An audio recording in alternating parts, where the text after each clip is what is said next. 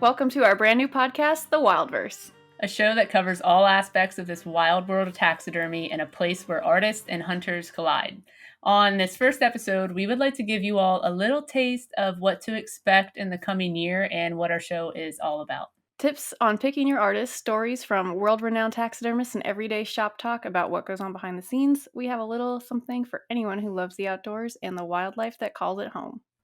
I could not tell you how many interviews we have coming up that I am so excited to share with everyone. Taxidermists can be some very unique individuals. You definitely have that right. That is for sure. So we thought we would introduce ourselves to our audience by sharing a little bit about each of our stories. Ashley, how about you start off with your story first? So my name is Ashley Eve, and I'm a taxidermist. So I grew up in Northern California, and I grew up on like a little ranch. And so, we had animals as a kid. Some of the things I did when I was younger, I was a 4-H kid. That translated into FFA. I rode horses and did a little bit of rodeo stuff. So I was always kind of involved with animals. But I never really got into hunting until I was like 17, 18 years old. And so that's how I got into taxidermy, was through hunting. So I started getting into hunting at the time, like I was going to college. My idea for going to college, I was going to be a veterinary technician. And so I even worked in an animal hospital. And as I was working that job, I kind of discovered that it was not what I wanted to do. I liked working with animals, but I didn't like that environment very much. And so I was kind of getting into taxidermy. Like I was kind of getting to the idea of taxidermy, like a lot of hunters do. I think most hunters like the idea of taxidermy. And so I was, of course, one of those, or like the idea of doing taxidermy rather. And so I started kind of like, dabbling in it just a little bit. But what my first big experience doing taxidermy was when I shot a bear. And so I, shot this bear, and I wanted to do something cool with the mount. I wanted to do a half life size mount. And so when I told my taxidermist that at the time, he's like, hey, that mount is kind of an expensive deal. But he also knew that I was interested in taxidermy. And so he said, hey, you can come mount this bear in my shop, and I will help you do it. You just have to pay for supplies, and I'll help you, with the whole mount. So we mounted this bear together. And so that guy's name was Dale Griffin. He's really who was my first like introduction into taxidermy, like actually doing taxidermy. So I credit him a lot for getting me started, literally started. But then, that only gets you so far. And so that was in 2015 is when I worked with him and we mounted this bear. Fast forward a little bit later that year. So I mention this because it's like probably the biggest impact I had in my pursuit of taxidermy was that I was living with my parents still, and we lost our house in a wildfire there in California. We lost everything, our house, ranch, all that.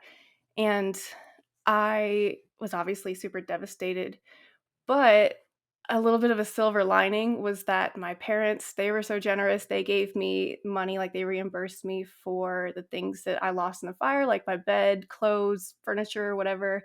I didn't have a lot, but that amount that they gave me, they reimbursed me for, was like the perfect amount to go to taxidermy school. So instead of, purchasing furniture or whatever, I took myself up to Montana and I went to taxidermy school.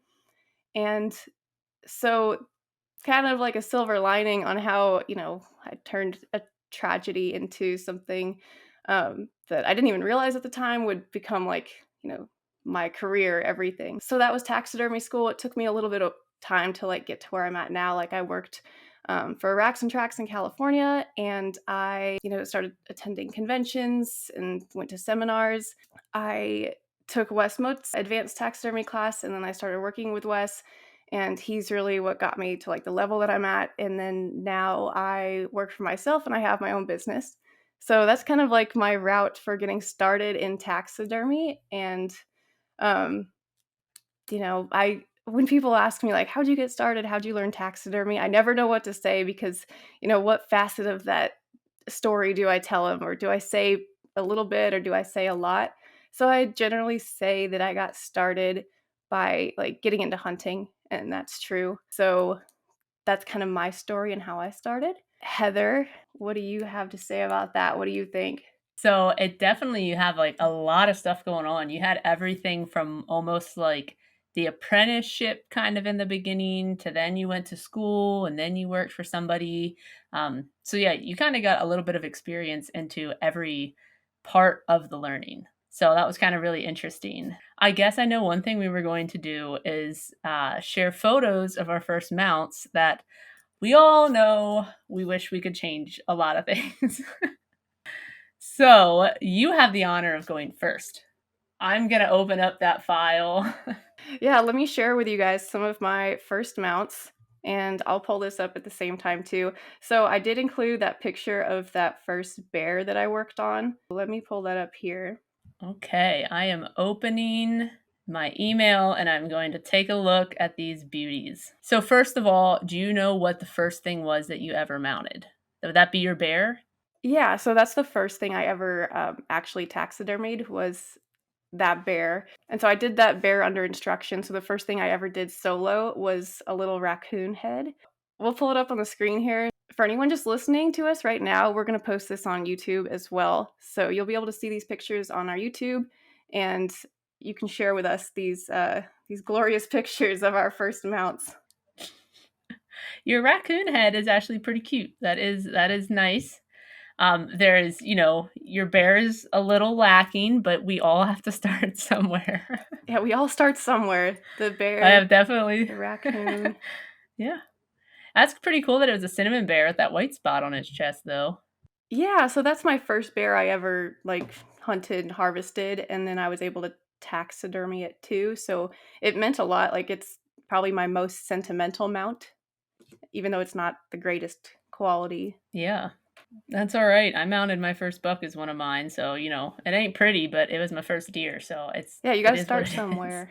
Your deer's really Somewhere. nice, of course. Like Oh, so that who would have who would have expected? well that deer, that one was in taxidermy school. So I shouldn't take all the credit for this either. Like it was Okay. under instruction as well, but I do think it wasn't too bad for like the first deer I ever taxidermied. No, that's a solid typical customer mount deer. Yeah, I think I've done a lot worse mounts than that. And then I see your first competition, you got a blue ribbon on a mule deer. Yeah, that one, we'll have to share that in another episode, like when we talk about our competition stuff. But that was my first competition that I ever attended, and it was in the novice division. I got my blue ribbon, and so I was super stoked on that. Awesome. Awesome. Is that one that you killed or was that one that was like a customer's or something?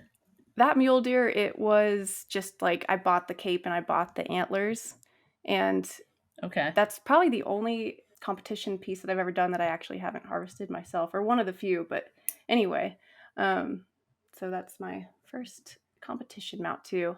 Neat. Neat. So you said that when you were younger, you did like 4-H and like rodeo stuff. So like that intrigues me, of course, because I like livestock and things like that. So like what were your projects? What were things that you did? So in 4-H and FFA, I was totally into the animal side, the livestock. I raised animals to bring to auction. We were just raising them to be turned into meat, kind of the same thing as hunting. And like even as a family, we butchered our own animals too. So that was something that translated into taxidermy also.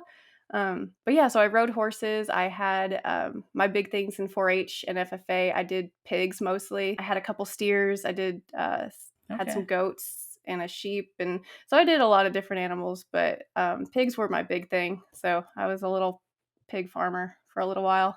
Yeah, pigs are cool. Pigs are unique animals. Like they're smart and like they're really not dirty if you give them the opportunity to not be dirty. Like they're intriguing, but they also have minds of their own and they can just be complete like buttholes sometimes. Oh, yeah, I had some really cool pigs. Like, just real quick, I had a pig that we would take it on walks, like, in one of our front fields, and it would chase cars. When they would come down the street, it would, like, chase after them, and it was so cool. Like, it had a lot of personality, that one Oh, pig in particular. So, like you're saying, like, pigs are actually pretty neat. I think they're totally underrated. I raised quite a few of them over the yeah. years. Yeah. Yeah, that is pretty neat. I'll just add real quick like when I did 4-H, I did a pig 1 year. and my pig wanted to fight all the other pigs. Oh, they're And that's mean kind of little what buggers. ended my pig projects. Oh yeah, my pig got in there and he was out for blood. So that was my pig experience. Oh, they got a lot of personality, including maybe some negative personality traits too. Not that that's too Yeah, negative, but kind of yeah. mean, kind of feisty. I guess this is going to be like my last little impromptu question for you. If you liked pigs when you showed pigs, have you mounted any pigs yet? Like, have you ever mounted like a wild boar? I have mounted pigs before, and I do not really like doing that. I'm not, they're not my thing. Because I've mounted some wild I don't boars. blame Yeah, you. they're not my, most favorite animal to taxidermy. So I actually turn them down right now. Just I used to not, but um, yeah, they're obviously we can talk about that later at a different time too. But yeah, I'm not super big on mounting pigs, but I do love them when they're alive. Yes, you're a fan of the live ones, just not the dead Yes, ones. exactly. Don't blame you. Well, let's jump into your story a little bit. I'm curious to know what got you started at taxidermy, a little bit about your background. Take it away.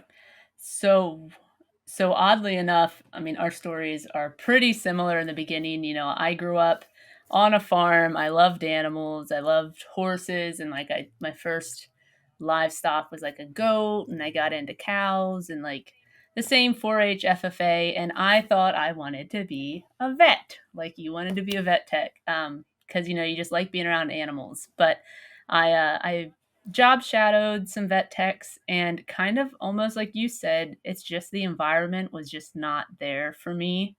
You're in an office. Literally, all you're doing all day is checking dogs for fleas, taking their temperature, doing paperwork. I don't really like cats, so I didn't want to mess with cats in an office. And really, jobs for like large animal vets were kind of slim. So I I thought that's what I wanted to do, but then I went to college for literally like one semester and just did gen eds, thinking like, I'll figure out what I want to do. Maybe I'll just do large animal science and get some sort of job in the agriculture industry. But then once I figured out that like I am not into college because I like working with my hands, I thought, well, like I always was interested in taxidermy. Like whenever my dad would go on pheasant hunts out west, he'd like bring me wings back and stuff. And I like to like, I had a box full of like wings and little hides, and I'd dry out deer feet. And like in school, I loved those like dissections. I was a freaking weirdo, I guess. But I loved the dissections of like the animals. And when I was in elementary school, we did those owl pellets, they like puke up hairballs with bones in them. And so I liked pulling them apart, and like, I don't know, I was just weird with things like that. So taxidermy I thought would be really neat. I actually went to a local taxidermist and asked him what his opinion was on schools. I thought that maybe he'd give me some insight into what would be a good school to go to, but it turned out that he had there was a whole debacle. He kind of sold his business, and then kind of had to take it back over because of some things. So he really didn't want to be doing it. I did want to be doing it. So it kind of worked out good. He's like, I can just teach you. And I kind of just did that. It was a really good price because it gave him help in his shop. And I also got to learn. So I did that for maybe 4 or 5, probably 3 or 4 years. After that, he kind of wanted to actually retire. So I kind of took over the shop, except I started my own business. My first year went great, but then like I started to get swamped, and I was always told that you don't turn away work, and people, you just get you can't find anybody to help you. So I got stressed out, and I was like done running my own business. So I pretty much shut that down, and I went and started working for somebody else full time in a big shop, and it's just so much nicer. I get to just work and go home, and it's fantastic. So, how long have you actually been doing taxidermy for? So, I mean, we do have very similar stories, actually. and maybe we even started like around the same age, it sounds like. But I'm curious, like, how long have you been doing taxidermy? Like, when did you start that, I guess, like apprenticeship? Is that what you'd call it? Yeah, so that would be, I got out of high school in 2011. So I started, so it would have been the summer of 2011. So I started taxidermy the fall of 2011. So it would be what? That'd be 12 years now? Yeah, that's right. 12 years. Yes, yeah. Yeah, so I started when I was like 18 or 19, something like that. And so when you worked for this guy, were you paid or was it like an internship deal? Did you just have to work for experience? So I'll be honest, I don't remember right off in the beginning if it was like if I was getting paid, but I feel like when deer were coming in, I think I got paid like, for every deer hide that I would prep, turn flesh, salt, every one of those, like I'd get paid a certain amount. And then as I got better, I'd get paid a little bit more. So it wasn't like an hourly thing. It was like each individual thing I got done. So like you were paid by the project basically. Yeah. Yep. So it's like some people get paid like commission based, but this really wasn't commission, I guess. I guess in some ways maybe it was, but it was just a flat price for each one. Like once I started mounting deer, I got paid so much per deer head, stuff like that. Like paid by the task basically at first, and then you translated to actually being paid by the deer, I guess. Yep. Yeah. So you said you didn't like working with cats when you worked for the veterinary offices, or like when you shadowed and stuff. Uh, but now you are, you mount a lot of bobcats, right? So do you think there's maybe a parallel there? Like I hate cats so much that I just want them dead. Yeah. No, Yeah, because you I do wouldn't great say. bobcats. Like I've seen your bobcat work. Oh yeah, no, I think they're pretty.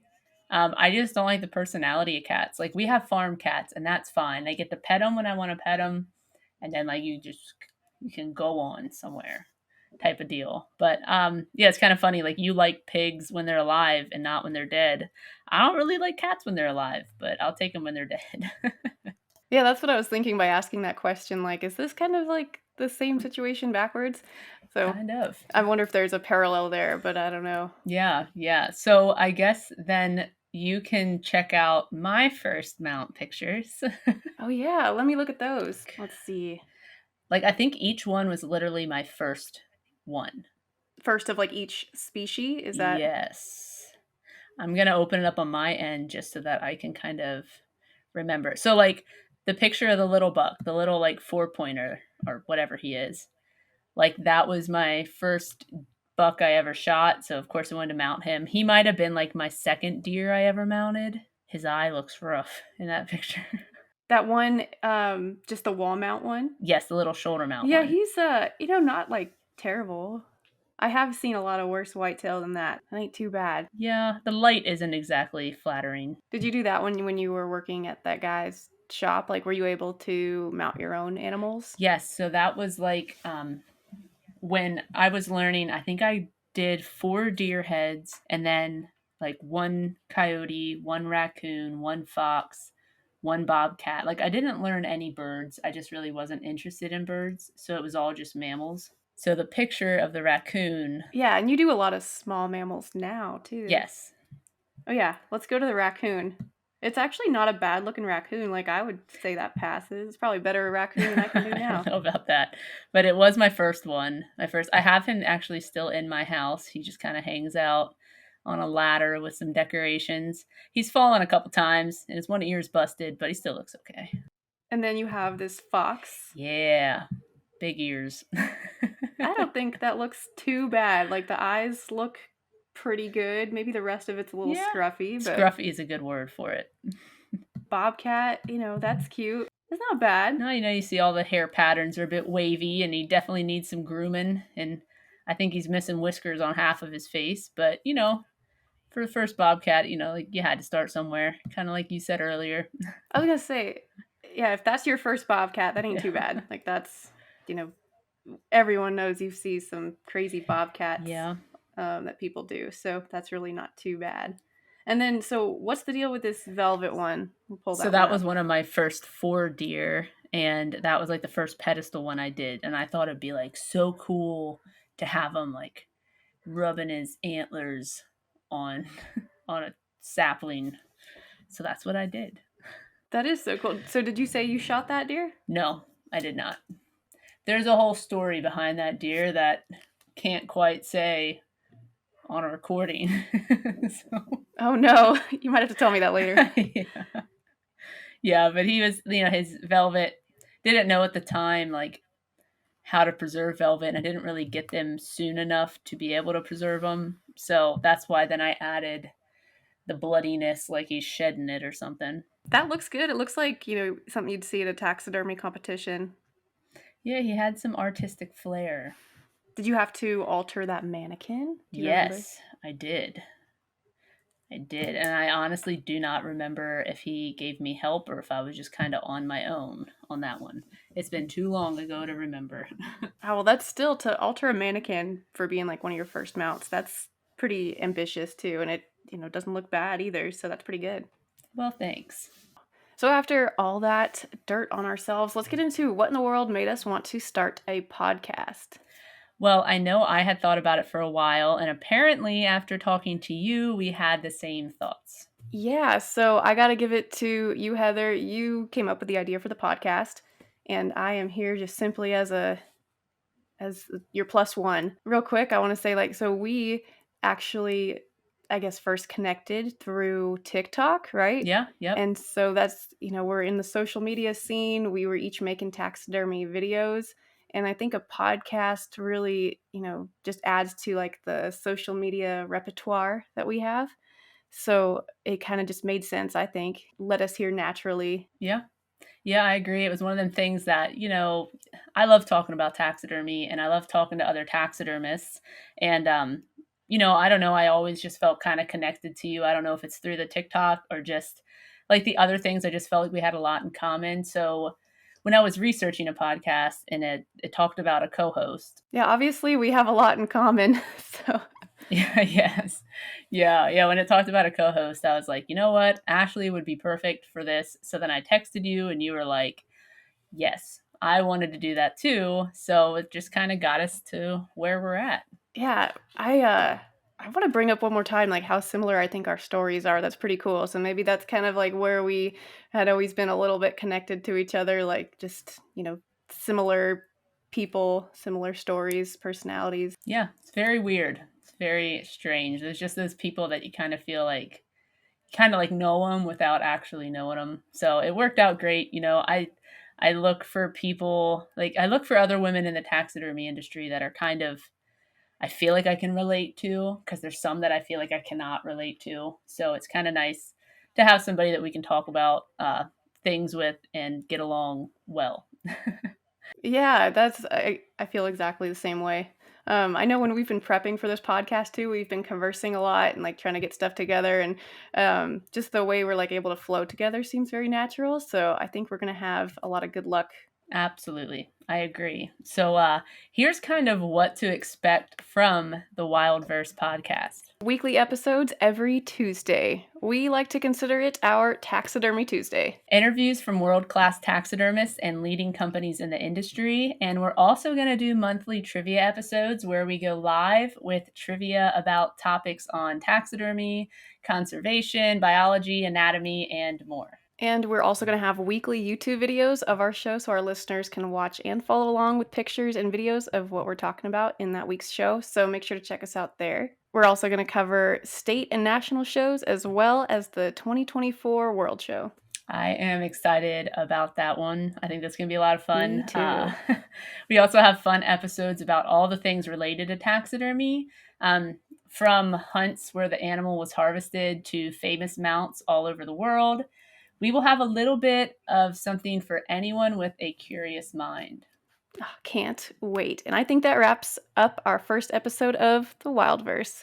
We want to thank you for listening, and we're excited to share this journey with you. If you would like to stay up to date on our new episodes, you can follow us on Facebook and Instagram. And don't forget to subscribe to our YouTube channel, The Wildverse, to see when new videos come out. You can also show us some love by leaving us a review on Apple Podcasts or wherever you listen to your podcasts. Until next week, hope you enjoyed the show, and hey, don't forget to order clay. I know you're almost out. Heck yeah.